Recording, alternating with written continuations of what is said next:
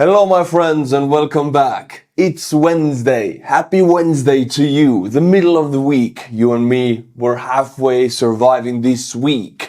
You know what Putin came out with? Yeah, another goodwill gesture, and this one is big. Because you know when the Russians feel under pressure, heavily under pressure, when they start wanting to make peace with you, Russia don't want to make peace, ever. Their army is not designed for peace, it's designed for aggression. But it wants to make peace while heavily pressured. And this is exactly what happened. We got three different sides that pressure Russia. First, there is just Germany. There is Moiz, right? He made an ultimatum. Clock is ticking. Germany gives Russia until midnight to implement ceasefire, threatens with sanctions. And I know a lot of you might say, oh, sanctions, they are nothing.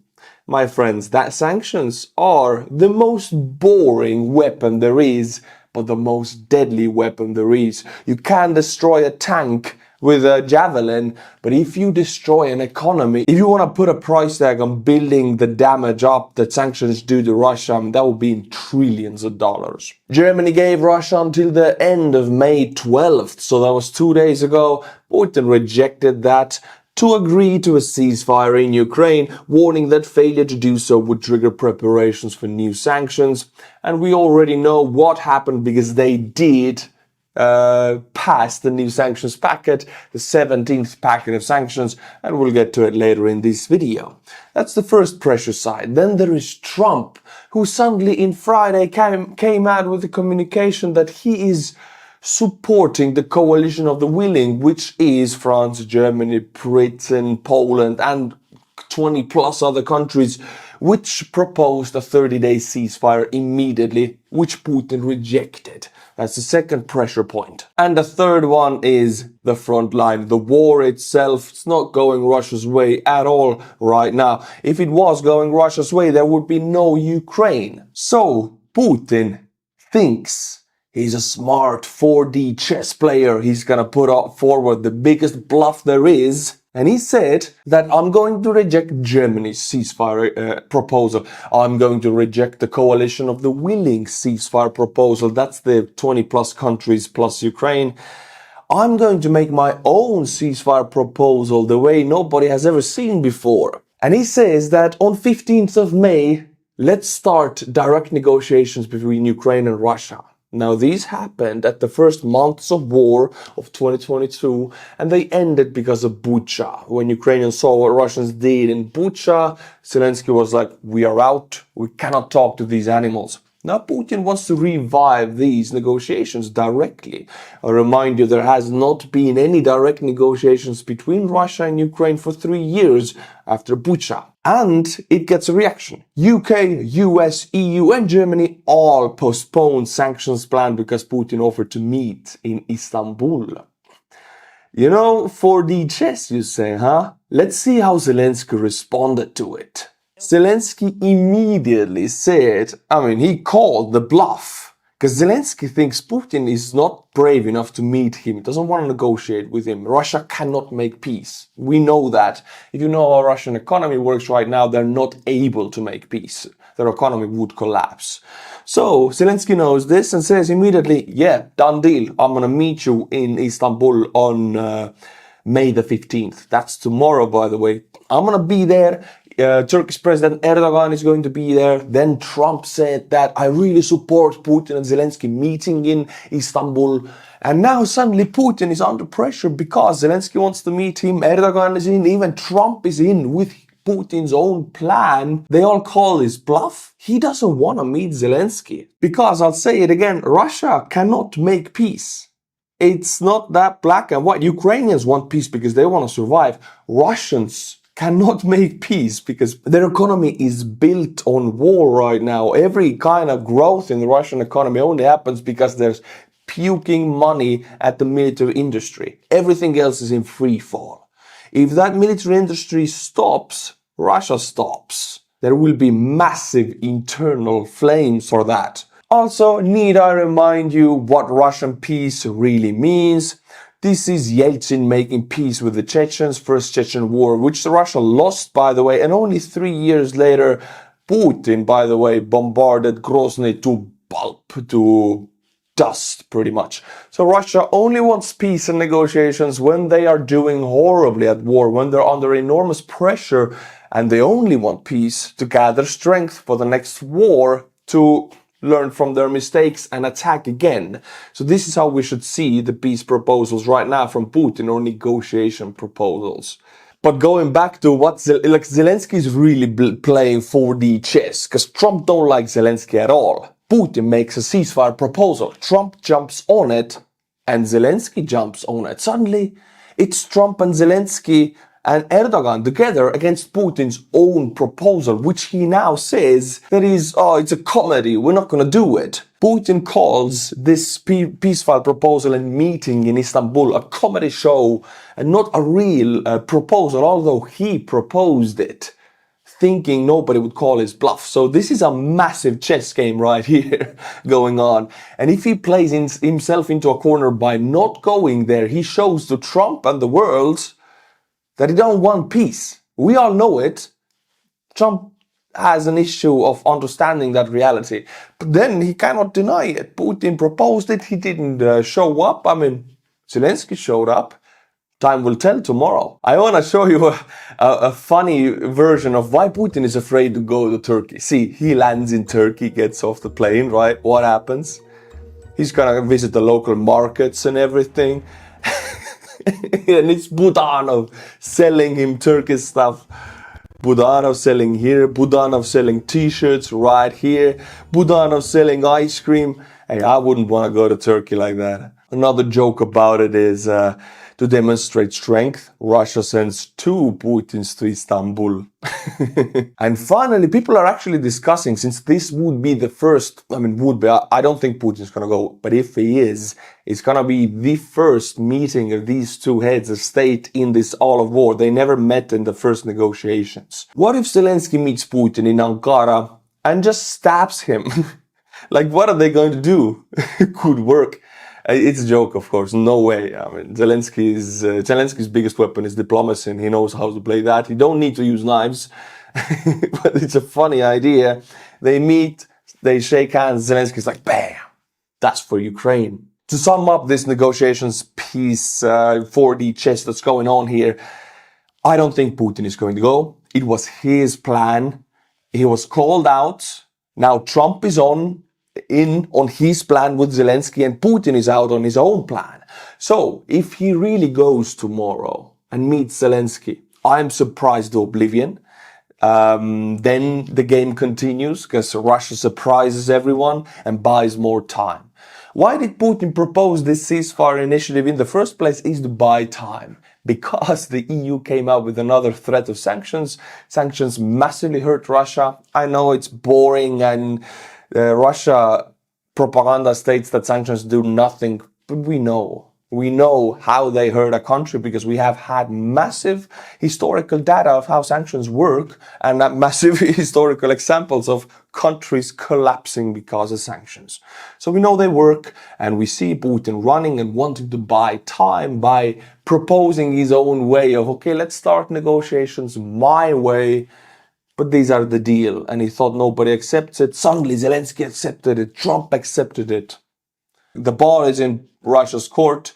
Tomorrow will be a very important day for this war. My friends, United States and Ukraine signed the mineral deal, and you can see it here. Zelensky says mineral deal with the US is truly equal. And here it is shown to me in Ground News, #1 news comparison site in the world. See, I found this article by going to For You tab in the Ground News and clicking Ukraine war. This way I only see these two topics. These are my interests. In Ground News, by taking the example of the mineral deal article, we can see that total news sources are 114. Leaning left of them is 11, leaning right of them is 19, and center is 20. And in the bias distribution tab, you can see it visualized with color, left 22%, center 40%, and right 38%. Everything is visualized right here in front of your eyes. You can throw away the garbage and only follow what you really want to read. Talking about that, the garbage, there's factuality tab. Mixed factuality, I don't want to do that. High and very high factuality, That's what I want to read. You can control which news sites have which factuality, where are they leaning, who is the owner of that. For example, Euronews media conglomerate, European Broadcasting Union, because every owner has a different agenda. You can find out the ownership and the factuality at the same time in all of these articles. And by the way, the wording also changes depending on the agenda. For example, Radio Free Europe, Radio Liberty is owned by government, United States Agency for Global Media. It is high factuality and it is in the center. And check out the wording. Ukraine hails minerals deal as helping strengthen US support for its security. That's a nice title. So if you want to keep the garbage, low factuality news out of your attention, sign up to Ground News. Go to ground.news/Artur to take back control on how you stay informed. Save 40% on the Ground News Unlimited Access Vantage plan and see all sides of every story and come to your own conclusions. Thank you, Ground News, for sponsoring today's video. My friends, now I want to take to Kursk, because this video I'm about to show you is the first video, at least, that I have seen confirmed ground launch small diameter bomb. I remember in 23 when everybody was talking about these GLSDB bombs, you know, the bomb with the wings, it's a loitering munition, co-working with Saab, a Swedish weapons industry company. They sent these to Ukraine, and this is a river crossing in Kursk, and these are Russians filming that river crossing. Boom, boom, 2 hits, massive hits, precise hits, rocks falling all over. I don't want to show this, like, listen to the sound because it's too bad. But if we look at the weapon, look at that. That's a ground launch small diameter bomb, Saab, Swedish one. Beautiful. For my eyes, it's the first time I see this, and it makes a beautiful boom. I was very excited in 23 when they reported about these, and it took almost 2 years to show me this. I wanted to share this with you. Talking about things going kaboom, then Wild Hornets, you all know about these drone guys. They have attached a grenade launcher on a drone. We have seen some instances a few months of them doing that, but now we have videos of first combat use of this kind of drone, this kind of weapon, and it looks awesome. Let's look at the video. Lifts up, right? It's one shot, but if you hit with that shot, you come back and you reload it.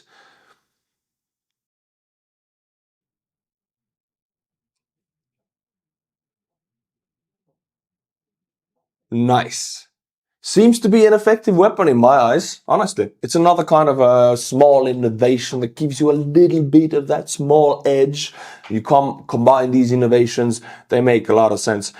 I have one more for you, an innovation that is a response to Russian innovation. See, Russians started to take down Ukrainian drones, especially big Baba Yaga and Vampir drones, with interceptor drones that have ropes attached to them with weights. So they just go above that Ukrainian drone, swing around that rope, it connects to the rotors and the big drone goes down. Now these big drones, they're expensive to make.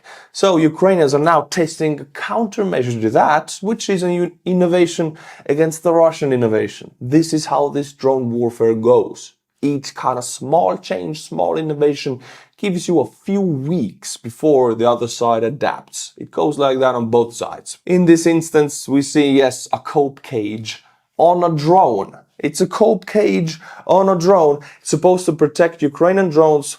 This is a small one, but usually Baba Yaga, the big ones, against Russian interceptor ropes. Because they will go above, the rope will go down to the rotors of the Baba Yaga and the drone goes down. Well, this chicken wire here is supposed to protect against it. You see how this game is played. Innovation, counter-innovation, counter-innovation. Each of these innovations gives you a gap of few weeks before the other side adapts. Also, to show you how the Russians really treat their own men, I mean, these are 2 guys who are very, very happy finding a pile of deceased Russian soldiers, and they're going to loot them. They're going to loot everything out of them, and they're really happy about it, like giggly happy, because they got new cigarettes and new underwear from them. They say that they only take stuff that doesn't smell like corpses. They found a weapon, they found some ammunition, though it's a really cannibalistic army. It's a really zombie army. If there's any, it's the Russian army. No values whatsoever, no Christianity, definitely not. Most of them drink, some of them do drugs. Who gives them the alcohol and the drugs? The commanders themselves, because they make a lot of money with that.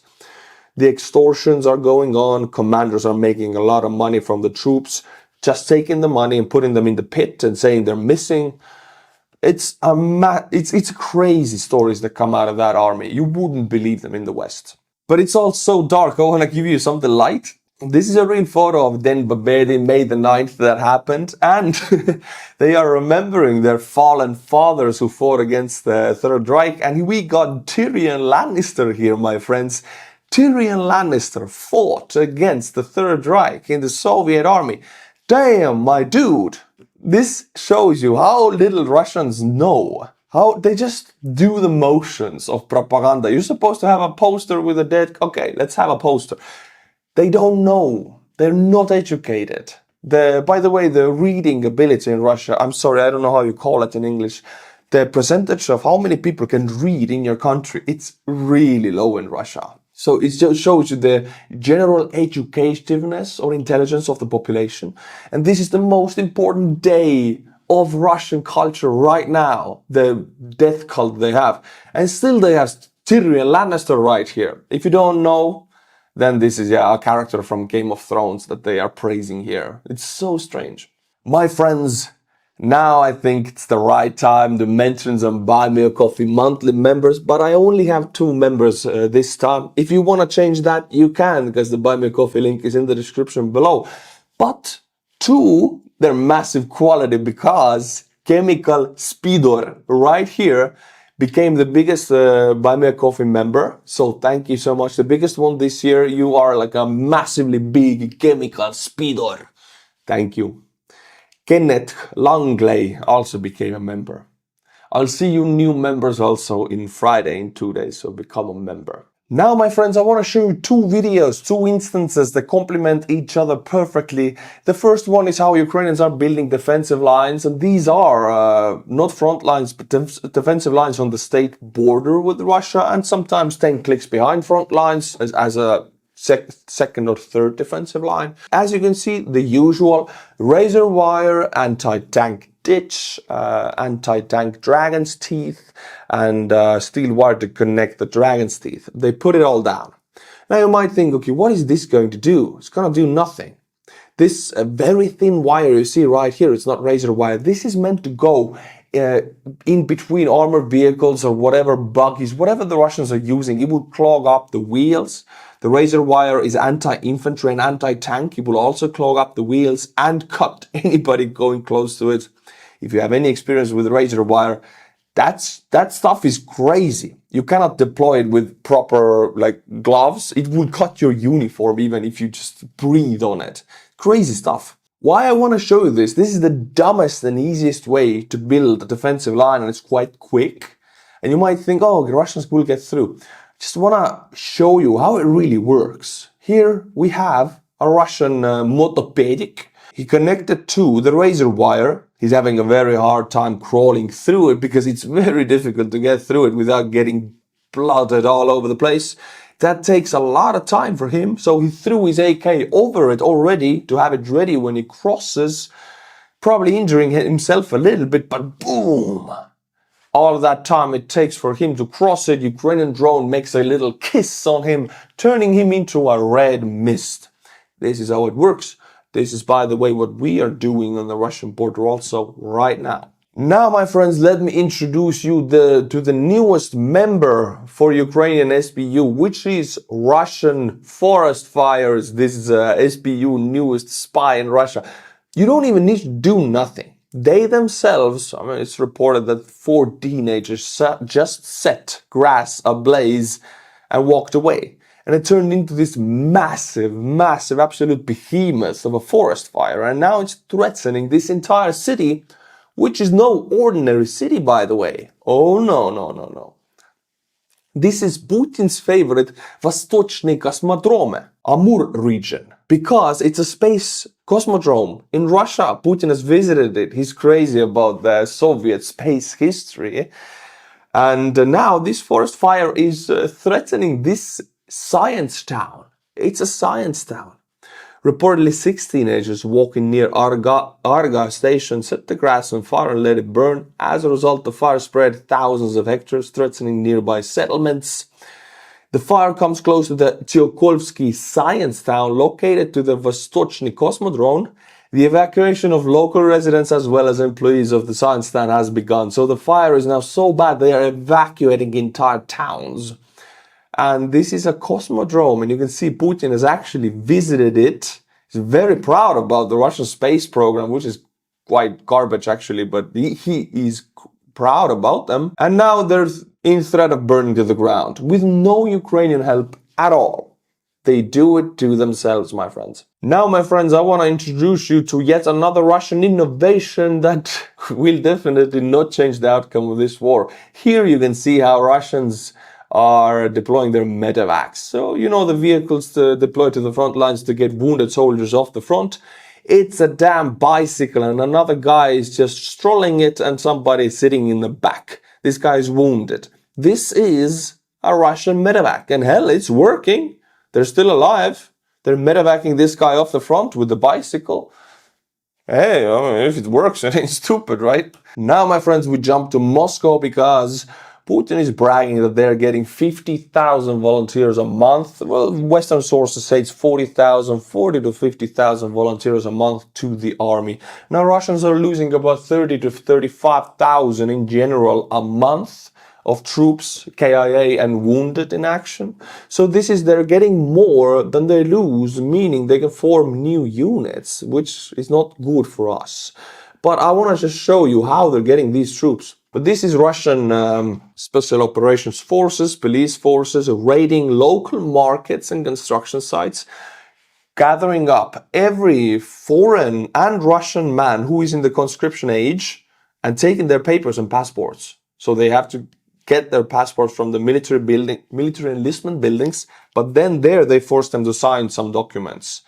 If the non-Russians, usually they come from Central Asia like Tajikistan and Azerbaijan, if these guys don't want to join the military, they force them to leave the country. So this is how they are getting the volunteers, because the papers say they are volunteers, but they're like kind of pressured into it. Now the pay is good. Comparing it, like in Moscow and St. Petersburg, the pay is mediocre.